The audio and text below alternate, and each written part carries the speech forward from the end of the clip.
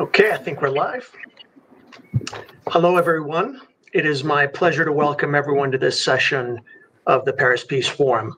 Our panel discussion is titled From Commitment to Implementation, Linking Paris Call Principles to Cyber Capacity Building in Emerging Economies.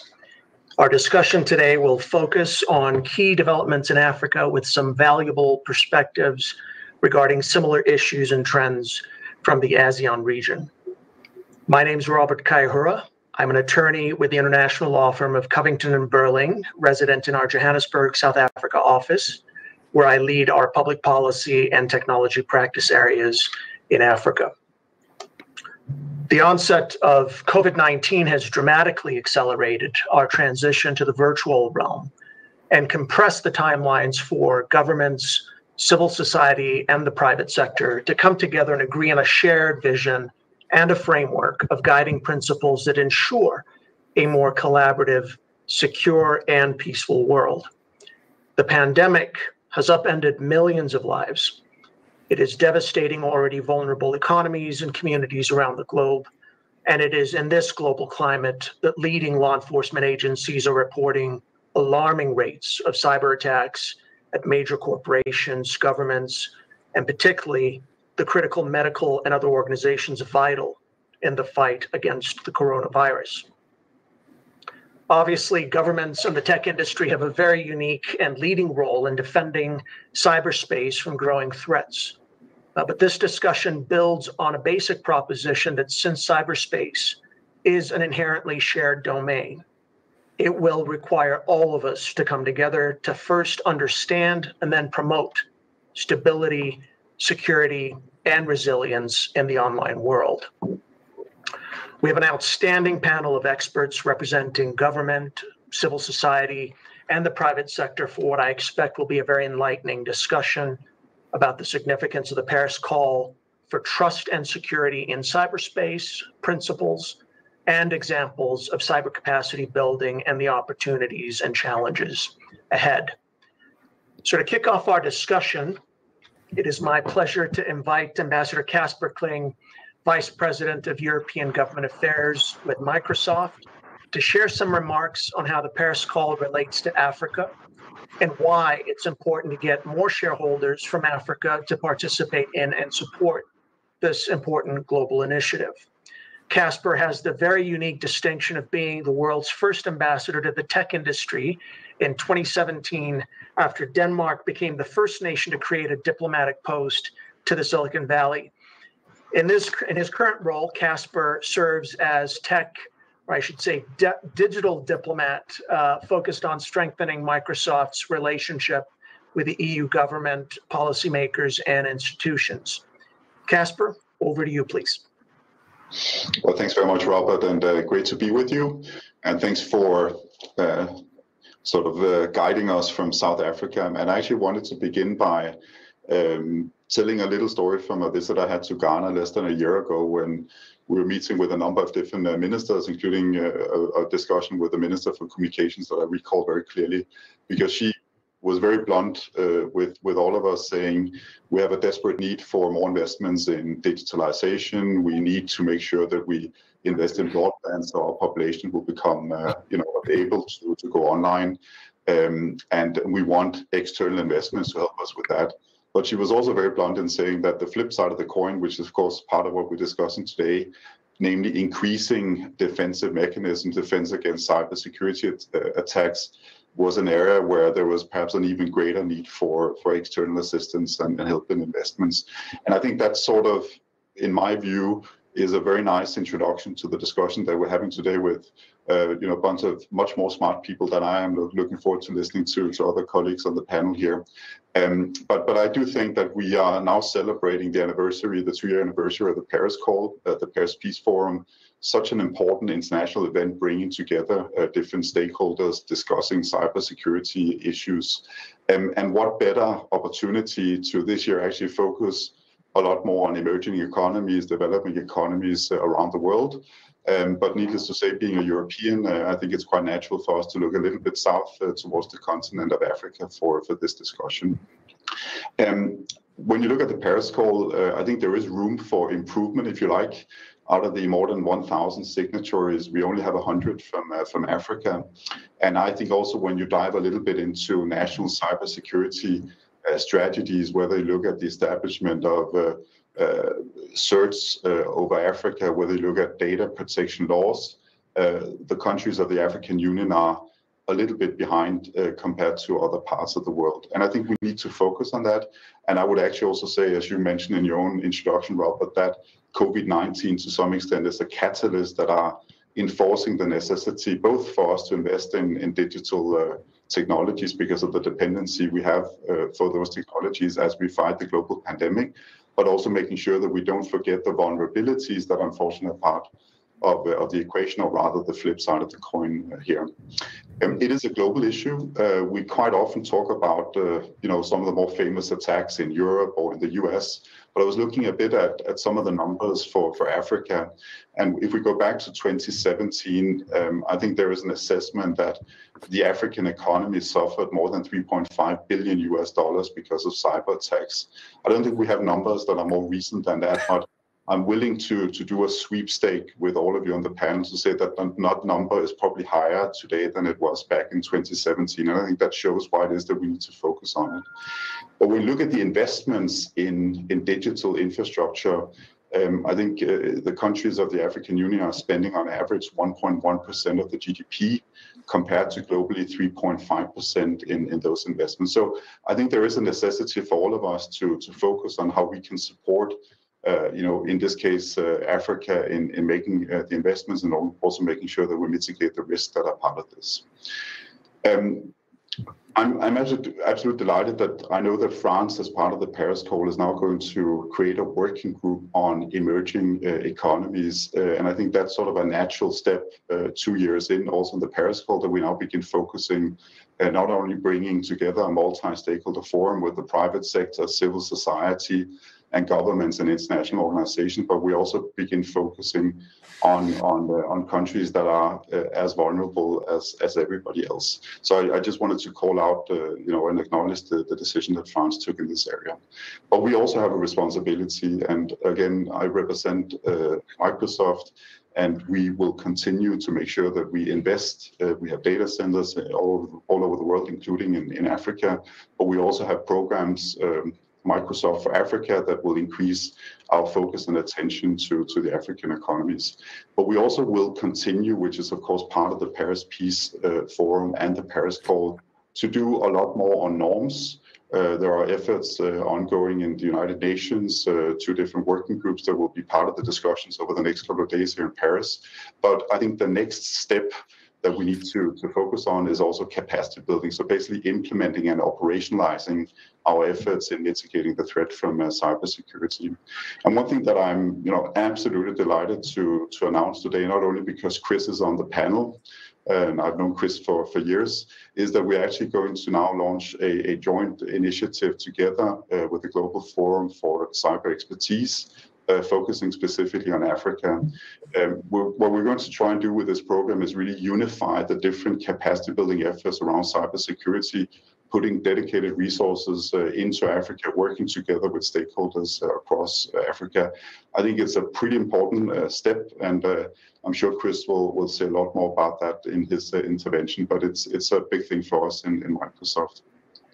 I'll just finish up by once again reinforcing that we think in Microsoft that the Paris Call has been such an important multi-stakeholder event and has really developed in many ways as the key multi-stakeholder event, bringing together so many different stakeholders from around the world. This doesn't replace efforts in the UN, or doesn't replace efforts among governments in creating a safe cyber environment, a safe virtual world. But I do want to emphasize that what we've seen in the last 6, 7, 8 months because of COVID-19 has certainly, I think, reinforced the necessity for all of us to make sure that everybody will be on board in the bus, rolling out access to broadband and technologies across the world, but also doing that in a way that is safe and secure, that defend individuals, corporations, government at the same time. And I do want to sort of end up on a slightly alarmistic note, perhaps inappropriately, by saying that I think for all of us, there's a real sense of urgency that it's really now time for us to act. And I'm looking forward to discussing that further with a focus on Africa. Albert, thanks a million. Thank you very much, Casper, and looking forward to learning more about the nature of the partnership that you've announced with Chris and the Global Forum on Cyber Expertise. So turning to Chris Painter, Chris, like Casper, has a very interesting background and a very important first in many respects.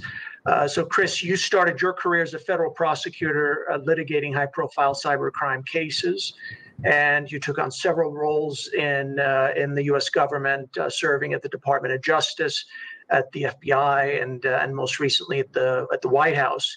And before your current role, actually, as president of the Global Forum of Cyber Expertise, you were the first dedicated cyber diplomat to the U.S. Department of State back in 2011, where you led the U.S. efforts on to advance an open, interoperable, and secure internet.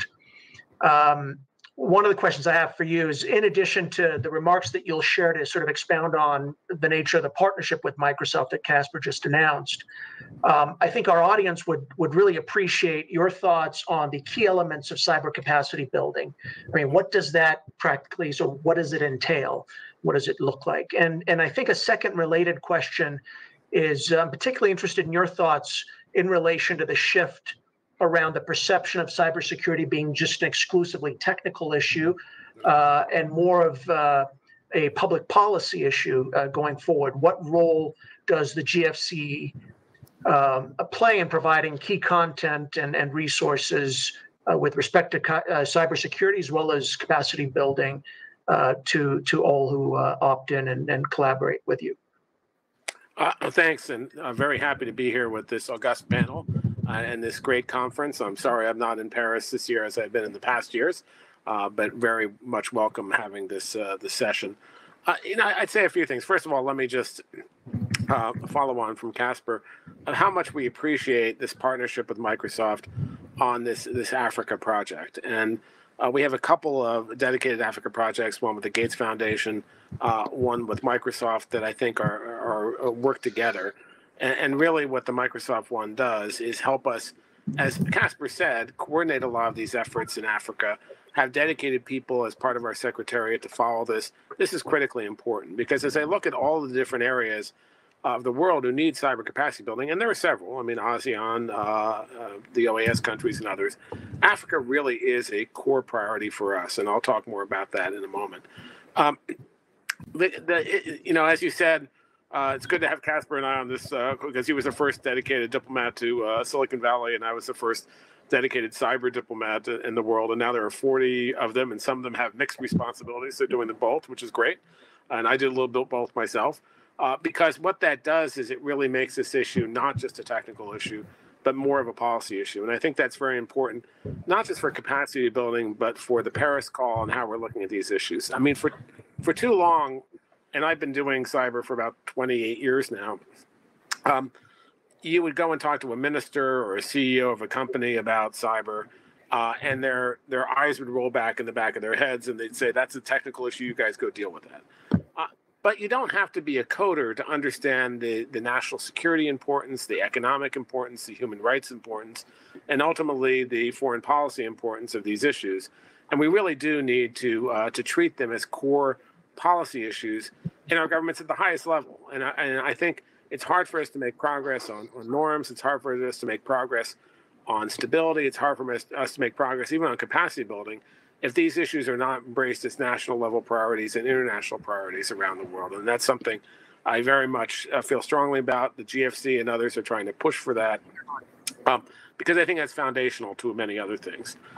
Let me turn for a moment to the issue of capacity building and just say that the Paris call, which I think has been a very important document to bring multi-stakeholder attention to this really across the world to these issues, has a call out for capacity building in it. And it says, we underline the need to enhance broad digital cooperation and increase capacity building efforts by all actors and encouraging initiatives that build user resilience and capabilities. So a very important call out to capacity building. The Global Commission for the Stability of Cyberspace, where Alina and I were both commissioners on, also had as one of its recommendations the importance of capacity building, in particular the GFC. One of the processes that's going on now in New York, the open-ended working group, I've attended several of those meetings, and very, interestingly, many countries, including many African countries, raised the importance of capacity building as a core thing that they really cared about. And if you think about capacity building, the overall scheme of all the different cybersecurity issues we're facing, it's a foundational pillar. If you don't have the capacity, and I mean capacity in a very broad sense, it's not just capacity in terms of technical capacity, having certs in place or having law enforcement cooperation. It's also policy capacity building. It's the ability to participate in these discussions in the UN and in the Paris call and other places. It's the ability to have diplomats and other policy folks give this higher priority. And that's very important. It's a very important aspect to have that covered as well.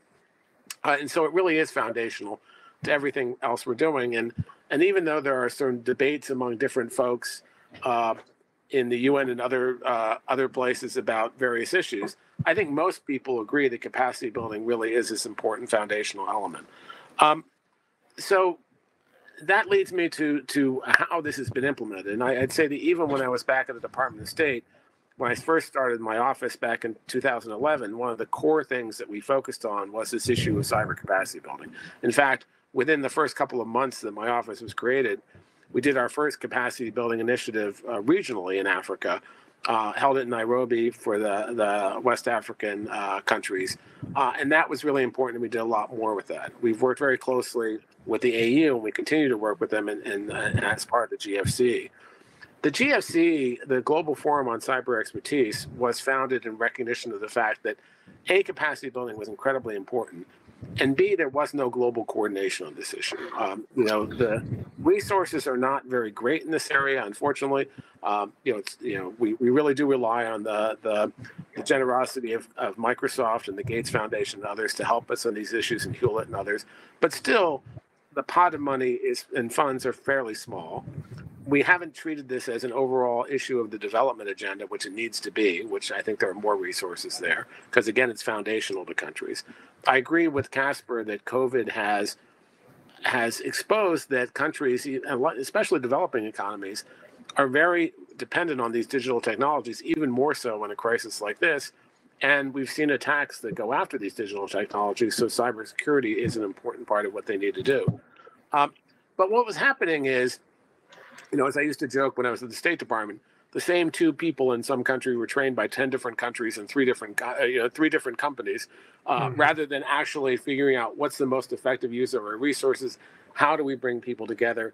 And the other thing that was missing is a multi-stakeholder approach, not just governments who need to talk to each other, but governments, private sector, civil society, academia, and other stakeholders. So when the GFC was formed in 2015, so just 5 years ago, we're celebrating our 5th anniversary and having our annual meeting just in a couple of weeks now. It was dedicated to try to both promote cyber capacity building and make sure there was coordination among all these different efforts. That was its goal. And now, 5 years later, there's been a lot of good work that's been done there. And you mentioned the different kinds of capacity building. The GFC is organized around 5 different areas. One is strategy and policy. These are national level strategies. There's been a lot of good work with African countries, including Sierra Leone and others.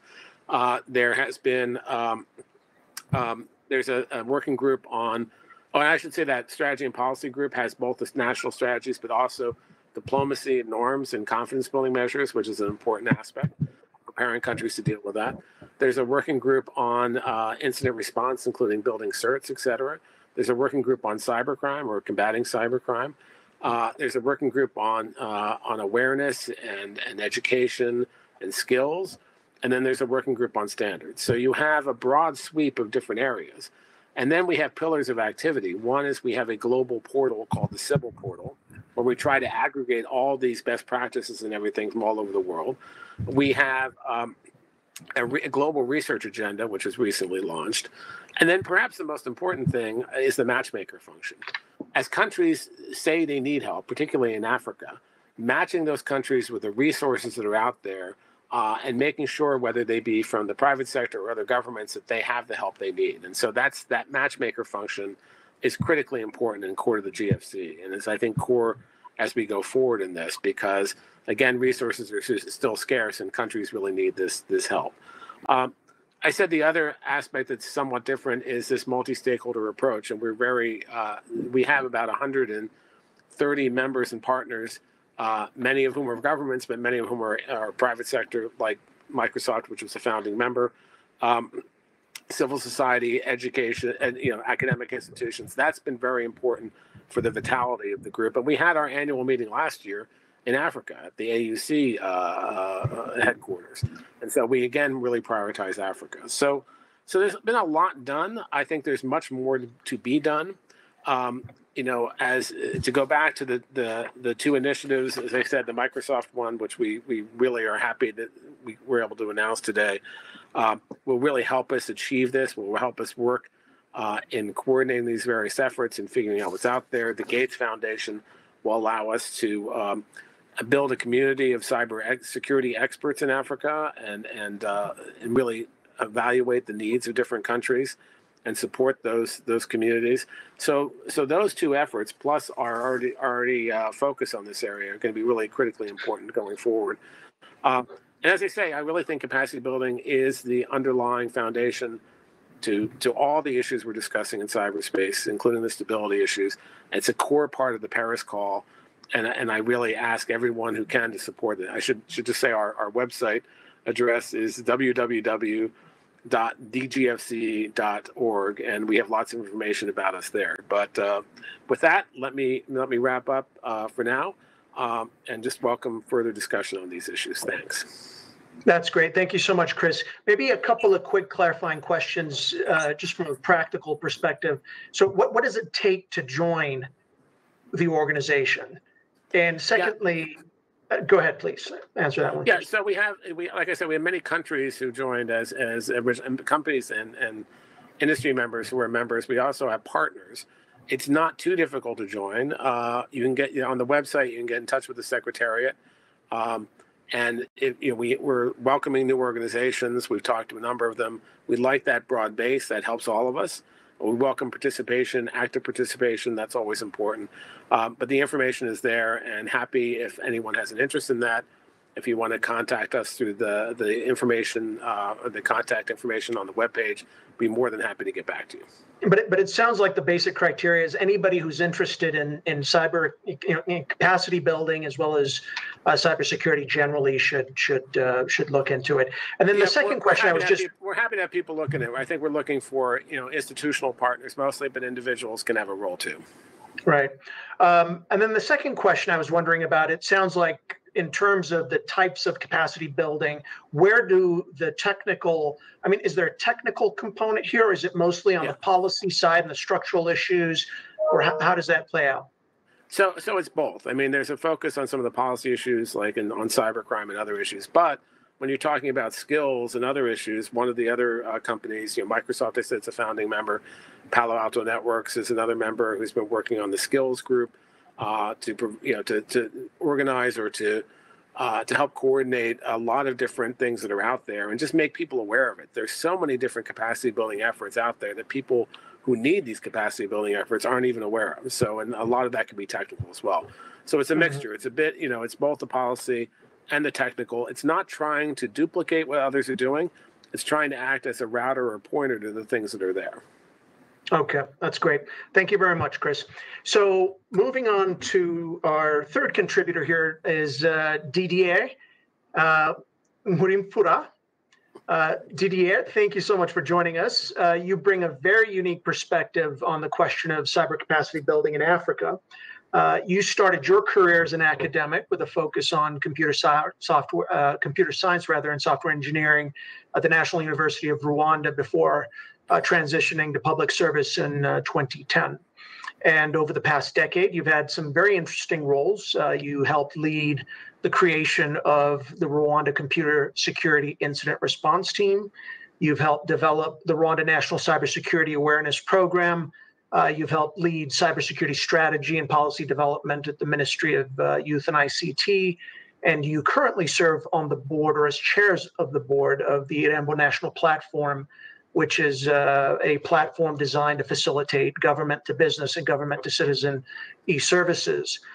So that's one perspective focused, on these issues with respect to your home country of Rwanda. But I think equally interesting and in many respects very, very compelling is the role that you currently hold at the Smart Africa Alliance as the Chief Technology and Innovation Officer, where you and your colleagues develop and implement policy related to cross-border technology projects across what is currently 30 member states of the African Union. And I would imagine there are many more states that may not be active members, but that actually rely on you for guidance on these important issues. So you've seen and grappled with these issues from a national perspective, and now you're looking at it from a regional perspective, particularly as the continent is focused on implementing the Continental Free Trade Area and increasing intra-regional trade and harmonized policies and regulations from across the region. It would be great to get your perspective on what the Smart Africa Alliance priorities on cybersecurity and capacity building are, and in relation in particular to the Paris Call principles. I mean, is that a point of reference? Do you look at those principles to try to figure out how to, harmonize and align with some of these global initiatives? Maybe I'll stop there. Let me have you answer that, and then I'll follow up with another question, please. Thank you very much. Thank you, Robert. First of all, I'd like to express my gratitude to the organizers of the Paris Peace Forum in these exceptional circumstances we're all going through. As the world is facing an unprecedented global health crisis, I think it's even more important to have this international conversation on the trust and security of infrastructure and services, which is now so critical for our economies and society's resilience. Before I go on, allow me to briefly talk about Smart Africa for the audience which is following us this evening. Smart Africa believes in the leapfrog opportunity represented by the rapid adoption of digital and mobile technologies, which already made Africa the world leader in mobile money and the fastest growing continent in broadband internet adoption. However, we still face challenges when trying to fully seize the opportunities that comes along this transformation. For instance, our digital markets are still fragmented and mostly on national level. The vision of Smart Africa is therefore to make Africa a single digital market by 2030. And the Alliance was founded 7 years ago here in Kigali on the convening of President of Rwanda, President Paul Kagame, along with 6 other heads of state. They created Smart Africa because they believe that a multi-stakeholder approach is fundamental if we want to leverage ICTs to accelerate socio-economic development of our continent. And this belief started with 7 heads of state and several members of the private sector. Today, we're counting 30 countries, 30 heads of state committed to this vision, and dozens of members from the private sector as well as international organizations. So this allows the space, the Smart Africa space, to create the right synergies among stakeholders in Africa, from infrastructure to digital application and services, and also to federate the national ecosystems so that we can have a bigger impact at the continental level. So coming back to your questions about the priority of Smart Africa and cybersecurity and capacity building, firstly, the members of the Alliance are convinced that there is an urgent need for a trusted environment and legal certainty for the uptake of digital products and services in our continent. We are therefore working currently on the creation of the Smart Africa Trust Alliance. It's an institution that will help us to certify identity providers, digital ID, with different levels of insurances. And by doing so, we would like to increase the trust of all stakeholders in online transactions. Secondly, we aim to enhance peer learning between our member states through the Smart Africa Digital Academy, or SADA. The Smart Africa Digital Academy has trained about 200 policy and decision makers since August this year from across 21 countries in Africa. And to help us to keep our work relevant to our specific context and mutualize expertise. So we believe that capacity building is so key. The digital world has many dimensions and many considerations. And by working together, countries are learning from each other on the best practices. Capacity building also means specific capacity on cybersecurity. Specifically, we working with countries and governments to support their capacity, especially the computer emergency response teams and other key stakeholders, including financial institutions, telecommunication operators, etc. So we're able to share such good practices to other countries by bringing different partners who are able to share with us a lot of knowledge on that. And thirdly, we also aim to protect African individuals, organizations, and key infrastructure. And to this end, we want to increase the availability of domestic infrastructure, for instance, through the development of terrestrial backbones or the creation of data centers in Africa. And based on this, Smart Africa has just begun a new flagship project specifically dedicated to cybersecurity under the leadership of one of our member countries, Côte d'Ivoire, and in partnership with Agence Française de Développement to move forward our agenda on cybersecurity. So this is just to paint a broader picture, but the key message I'd like to pass here that it's a very important subject for us. And we're working very closely with member states to ensure that every member state has a clear strategy, clear legal and regulatory frameworks to make it happen. So connecting to your second question about where the Paris Call principles fit in Smart Africa strategy, we believe that it fits perfectly to the overall strategy of transforming our continent into a single digital market. And we have 3 very distinct projects that we have set up. I think I mentioned the first one, the Smart Africa Trust Alliance, which is under the leadership of Benin, where we would like to see the interoperability of digital identity schemes across the continent. We're talking about a continent of 1.3 billion people, but over 500 million people currently in Africa, they do not have a recognizable proof of identity. And many more cannot provide evidence of additional required information to be able to successfully engage in economic transactions. So this means that 500 million people cannot vote, cannot open bank accounts, cannot access credit or buy property. So that's definitely a big challenge that we are currently working on to ensure that we're able to support countries so that citizens can be identified, they can participate to governance, participate in civic activities, and also avoid malicious activities online, which are key components of the Paris Call. And the second project, briefly, is that I also mentioned is that we are currently working on a framework for data privacy and protection, and this is under the leadership of another country, that's the Republic of Senegal, with a cross-section of private sector members. And the single objective is to support the adoption and harmonization of data protection and privacy framework. And this, with a key reference, of course, to the African Union Convention on Cybersecurity and Personal Data Protection, commonly known as the Malabo Convention. So those are very important topics for us, and we salute the effort that was done and that led to the Paris Call, because it can only contribute to the effort that we are currently doing in Africa. Didier, let me just interject a quick question with respect to the point you made about data centers and obviously the ongoing work to develop policy frameworks. I know that one of the key debates that's happening across the region right now is with respect to forced data localization, which in some cases, has broad implications with respect to cybersecurity and whether some of these data centers access the most advanced technologies, which have a direct impact on their ability to stay ahead of the threats. How do you strike the right balance between, creating, this ongoing and appropriate debate and discussion about,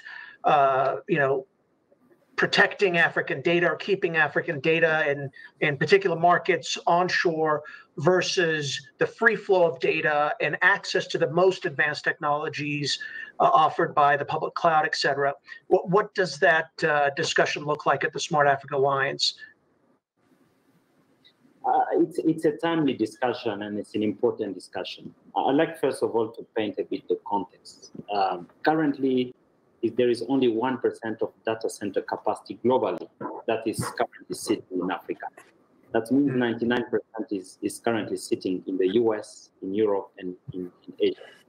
Of course, this is because of several challenges, including energy, capacity, and many others. But we believe that Africa also should have a fair share of this. That's why we're investing, we are inviting partners to invest in Africa. We talk about a 1.3 billion market in the continent, which is about 20% of, a bit less than 20% of the total world population. So we believe that it's important to invest in Africa, and we call partners to do so, and this includes the private sector, large companies like Microsoft and others. And we've seen over the last several years a lot of movement of several large companies coming to invest in data centers, in cloud, in the continent. However, we also believe in a safe and transparent cross-border data transfers. We believe that the data movement is already happening. It's a reality, and we are more concerned about how to make it safe and transparent, but also striking the right balance, because there's also the issue of sovereignty of data, and also ensuring that we not only look at those aspects, but we also give the best quality of services to the citizens in terms of latency, in terms of data, which is in proximity, because sometimes some countries are really facing a lot of challenges because of latency and so on. So infrastructure is important. At the same time, we like to promote these cross-border data transfers, but at the same time, we would like also to ensure that while people are engaging in online activities, they are actually doing it in a safe way. So that's really called for modern policies to ensure that wherever data is localized, and some countries, because of their own policies, they're very particular about that.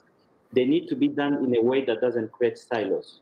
It needs to be done in a way that allows, and policies and regulation need to be done in a way that allows really this safe exchange of data. And that's why we have this dialogue with the private sector to see how to make it happen. And I'd like to... All right.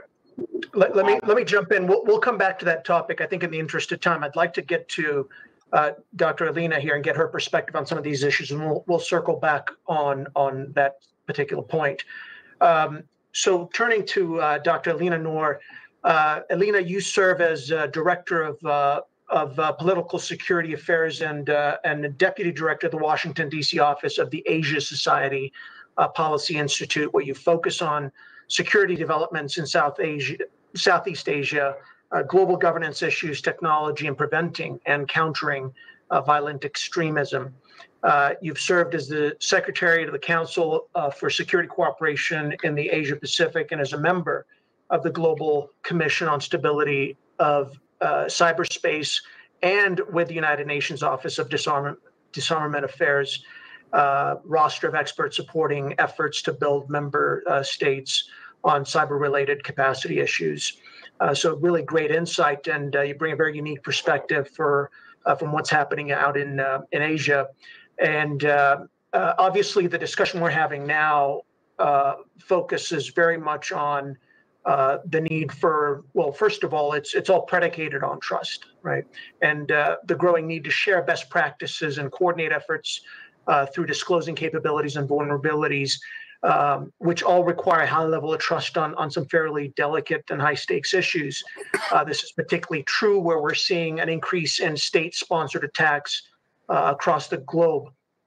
What would you consider some of the key lessons learned from the Asean cooperation on security and capacity building And you've written a fair amount about the fact that the Asean member states were the first sort of regional body to adopt the 11 norms on responsible state behavior outlined in the 2015 UN GEE consensus report. What's the key to building that cooperation in your perspective? And what's your view on the role that the norms and confidence building measures have played in the success that we're seeing in that part of the world? Well, thank you, Robert. I'll just put it on record that I'm not a doctor. I'm just a regular miss. But thank you for that. Well, congratulations. You were promoted today. Well, ASEAN cyber capacity building experiment is still a work in progress, of course, but let me offer maybe 3 points for reflection. The first has to do with pragmatism. ASEAN is 10 member states large, and therefore only about 1/5 the size of the African Union in terms of membership. But even with only 10 countries, ASEAN is not usually known to move at warp speed on anything security related. But its progress in the cyber realm has been astonishingly quick because it has been underpinned by economic and developmental pursuits. The imperatives of regional integration, connectivity, and socioeconomic growth are what have fueled the many plans and policies related to the application of ICTs. And with that, the acknowledgement of the need for cyber capacity building at the many levels that Chris mentioned, technical, policy, legal, and operational levels. And I think this developmental pragmatism is what has enabled 10 very diverse and digitally disparate countries in the region to endorse, as you said, Robert, in principle, the UNGGE's 11 norms, many of which are echoed in the Paris Call, and for the region to now work on a norms implementation checklist. I think if you consider that only 3 out of 10 ASEAN member states have ever been represented at the UNGGE, this is pretty remarkable. The norms make sense because they add to efforts towards a stable, secure governance structure that will in turn provide the basis for growth and prosperity through digital means. And I think that's how the region sees it. Secondly, and relatedly, ASEAN has benefited from an in-region champion. So ASEAN's progress in cyber capacity building, particularly in the last 2 years, has had a steward from within the region in the form of Singapore. Singapore has not only provided intellectual leadership in cyber capacity building, but also functional and capital leadership, growing its investments in an ASEAN cyber capacity program that was only about 10 million Singapore dollars to now 30 million Singapore dollars ASEAN Cyber Security Center of Excellence. Thirdly, incrementalism, right? So Singapore's leadership is only half the story. Without buy-in from the other 9 member states, ASEAN would not be where it is today. And this in turn would not have been possible without the decades-long socialization process of understanding the role and place of ICTs in the security environment, as well as the years of multiple forums and endless meetings per calendar year. ASEAN, just fun trivia fact, has about 1,000 meetings a year. But all this has contributed towards trust and confidence building in the region. And ASEAN is often dismissed as a talk shop, but in Southeast Asia, the process, even painstakingly tedious, matters as much as the outcome. Now, of course, there remains much more work to be done, particularly in expanding multi-stakeholder forums and partnerships to include civil society, which role is sometimes contentious in a number of Southeast Asian countries. There also remains greater coordination space for government, individually as states, and collectively as a regional grouping, to forge with the private sector, as well as the technical and legal communities, particularly given differences in laws and legal traditions, and the specific context of each member state. I'll stop here for now, but I'm happy to discuss this as you wish. That's great insight. Thank you very much for that. And we'll come back to you here in just a moment. So Chris, I'd love to get your perspective on just helping us understand more the role that the norms and the confidence building measures play in your efforts. How does that work? Well, as I mentioned, one of our working groups, the strategy and policy one, has a task force really that's focused on this issue. And let me put this in context of why this issue is so important. the way I view this is that norms, application of international law, norms, voluntary norms, and confidence building measures together form a stability framework, allow us to have greater stability in cyberspace in the long term. International law does that by making it clear that the same rules that have brought us safely, or as safely as we could into this century, apply in cyberspace just like they do in the physical world. They're the grounded part. But a lot of those international law precepts are for very high level, like cyber conflict, which we don't see that much of, like cyber war, which gets bandied around a lot. So the idea of having norms, which are essentially rules of the road, are critically important. Rules like don't attack the critical infrastructure of another state during peacetime. Don't go after the certs because like they're the hospitals or the ambulances. Many things like that, and which are norms of restraint, but also norms of cooperation. And then finally, confidence building measures, which are things like setting up hotlines and other ways to de-escalate conflict. So some countries have lots of experience in these things. Russia and the US have dealt with confidence building measures during the nuclear age. Lots of countries, particularly in the developing economies, have not had much experience in these areas. And as I said before, they haven't had the ability to participate in a lot of these discussions. And this is not like nuclear, where only a few states who have nuclear weapons can get together and make up the rules. Cyberspace is for everyone, and both the threats and the opportunities are for everyone. So you need much more inclusion of folks, stakeholders, countries, and other stakeholders around the world. And so one of the real pillars of what the GFC is doing is trying to make that more accessible, working with Asean, working with the African Union and others to get countries to understand the importance of these issues. We put out something from the GFC that talked about the state of the world on confidence building measures, both in the UN, but also in ASEAN and other places. In our portal, we have a lot of the best practices and other things, including some of the norms have been suggested by the GCFC and others. So it's really, I think, raising awareness, but also preparing people to discuss these issues, which will be critical to everyone's future. So that's the important, I think, intersection between the GFC and these policy discussions that are happening in the UN. All right, that's great. Thanks. Didier, jumping back to you, I think both Casper and Chris referenced the fact that Africa was a bit behind when it came to adopting some of these norms and practices and being a part of the dialogue. And I think it's always important to set a little context. I mean, I looking back just a decade, we barely had any fiber optic connectivity available or broadband available throughout the continent. And I think the context is important to, I think, highlight the progress that's been made in the past 6 to 10 years. In the 7 years that you've been affiliated with the Smart Africa Alliance, what would you say, particularly as it relates to cybersecurity and capacity building, what would you say are some of the standout achievements that you've achieved in a fairly short period, and that demonstrate the rate at which you're moving to sort of catch up? Thank you, Robert. I think that's this is what is quite unique about the continent. First of all, is it's a continent of 54 member states. So it's as I earlier said, it's fragmented, and countries are at different levels. Some of them are quite advanced, and others are still at the very beginning. And you're right, it's only back it's actually over the last decade that we've seen it's quite significant adoption of significant penetration of infrastructure in many countries. The submarine cables landed in different coasts in Africa only from 2007, 2008. But it's only over the last 7, 8, 10 years that we've seen quite a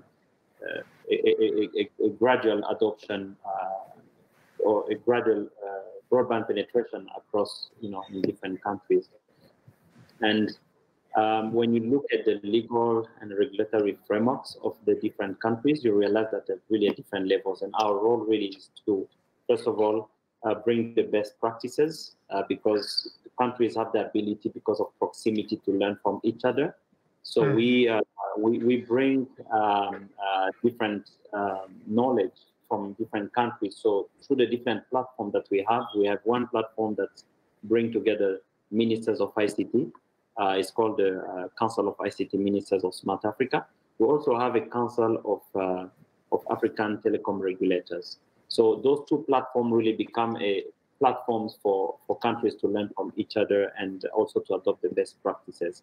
And recently we realized that although I mentioned the Malabo Convention, which was officially adopted by the African Union in 2014, there's been quite a slow adoption. When only up to in this year, there were still less than 7 countries that officially ratified the Malabo Convention.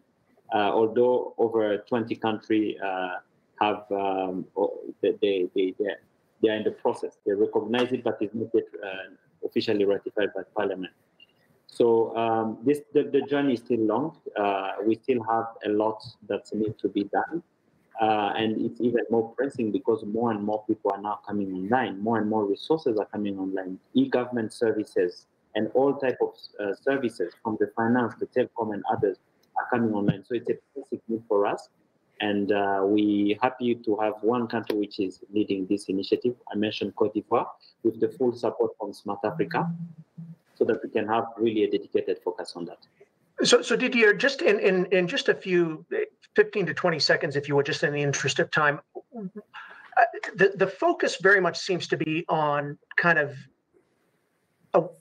a focus on the region itself. What is the plan to connect to, considering the global nature of these threats, right? At what point is there alignment, for instance, with this Paris call? You mentioned that, in principle, there's no objection to any of the principles outlined in the Paris call. At what point do you support and opt in and are an active part of that, as opposed to what appears sometimes to be a discussion focused on the region alone? If you could, in a very brief answer, so we can move on within the limited time. Yes, I'd like first of all to say that as soon as it came to our attention, the effort which was done under the Paris call, we really saw that it's an exciting opportunity for collaboration. And so that's definitely one of our focus for the moment, to see how we can actually use such platform and use the common knowledge, because we believe that security and trust in the cyberspace is a common good. So and cannot happen without collaboration. So this is definitely an opportunity for us. Excellent. That's very good to hear. And we look forward to seeing how that plays out going forward. So Caspar, I'd love to get your perspective on, in addition to the announcement that you made about your partnership going forward with Chris and his organization, how will Microsoft approach partnerships in Africa on cyber capacity building, both within that framework as well as part of your operations, as an extension of your operations in Africa? Yeah, perhaps before answering that question, just one comment going back to what Chris and Alina and Didier said as well. I think why is this discussion important? Why is the Paris call important? Why is the norm discussions important in the United Nations? Well, I think fundamentally it's about trust and it's about defending our critical infrastructure. And I used to serve as ambassador to Asean, so I have a lot of sympathy for what Alina said there early on. But I do think we have to recognize that policy reigns supreme.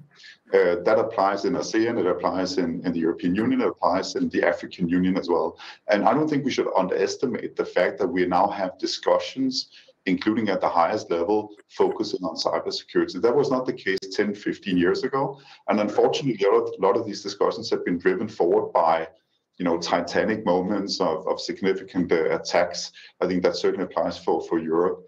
But I think if we look at Europe and the European Union, where Europe is different compared to perhaps ASEAN and to some extent the African Union, is a slightly more mature discussion today, where these policy discussions are now being transformed into institutional setups or obligatory regulations that has direct impacts for the member states of the European Union.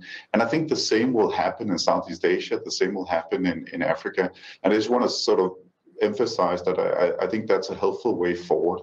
Now, the other side of the coin, and this is of course, Robert, what you're asking, so what can we do? What can the private sector also do in moving all of this forward? Well, I would point to two things that I think are essential. One is investments in infrastructure. If we look at Ghana, we've teamed up with a company called Bluetown, where we're trying to bring broadband to 800,000 underserved people in Eastern Ghana. That's about getting them online. It's about making sure they can also, respond to a global pandemic crisis as the one we're in the middle of right now.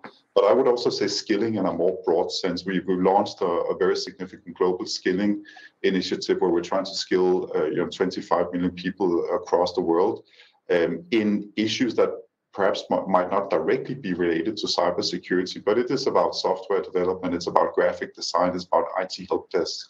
And I think the holistic aspect of that also increases the focus on cybersecurity. And then the last thing I'll promise to shut up is that we actually did something in Ireland just a few weeks ago that I think could serve as inspiration and really to be scaled elsewhere. And that is to establish, together with the University College of Dublin, a dedicated education on digital policy. So mid to senior life education. I can tell you honestly, I would have loved to take that course before serving as Denmark's ambassador to the tech industry, because I do think we need to upskill people on all sides. I'm happy to be a bridge builder now working for a private company. I think what all of us did before was to create a better understanding of both sides. And I think that requires upskilling of all of us, but it also requires a continued focus on mitigating the threats that unfortunately are coming from the malign actors, hitting our critical infrastructure, trying to get access to our data, etc. So I think that's one of the reasons why the Paris call and this discussion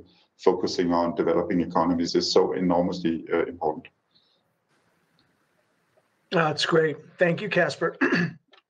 So, Elena, coming back to you, could you, in your description of the way things have played out in the ASEAN region, it sounds like there's great level of coordination, and obviously it does take time, but through the ongoing collaboration on different initiatives, it's clear that